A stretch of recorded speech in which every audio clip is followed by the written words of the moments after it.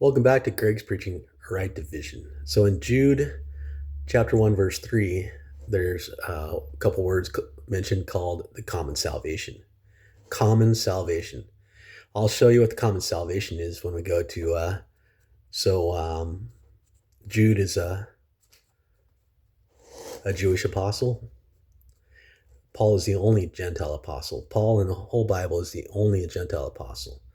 And if you were to watch my videos and continue to watch my videos, I'll show you that the arguments that people use are not holding up. When it comes to the proselyte program, of course, Peter and the rest of them went to Gentiles and Samaritans, but they made Jews out of them called proselytes. If you watch my videos, you'll actually not see that the arguments don't stand that people use. But watch this.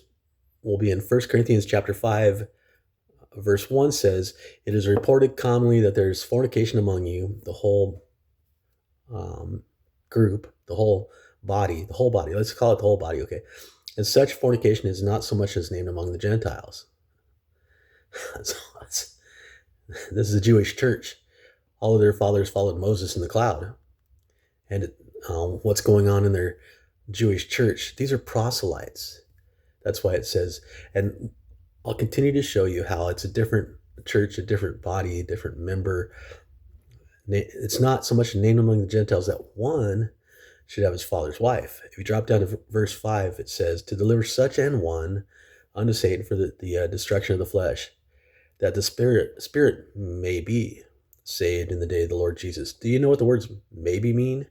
The words maybe mean he's not saved, but maybe he will get saved. It doesn't mean so you'll have pastors out there, teachers out there, Bible scholars out there saying this guy was saved.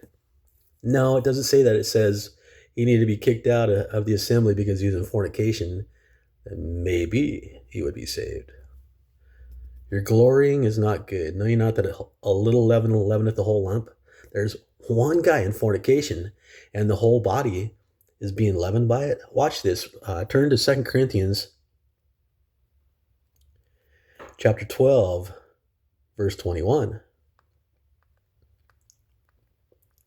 Now, according to the Bible, only one guy was in fornication, not the whole assembly, but it was making everybody else guilty of fornication. "Unless when I come again, my God will humble me among you, and that I shall bewail many which have sinned already, and have not repented of the uncleanness and fornication and lasciviousness which they have committed." Only one guy committed fornication, but it was making everybody guilty of fornication because he was a member of that body.